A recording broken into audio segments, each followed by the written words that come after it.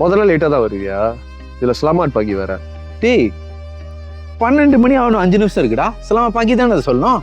கடை பக்கம் வந்துட்டு போங்க, கொஞ்சம் வேலை விஷயமா பேசணும். ஓ, வேலை விஷயமா?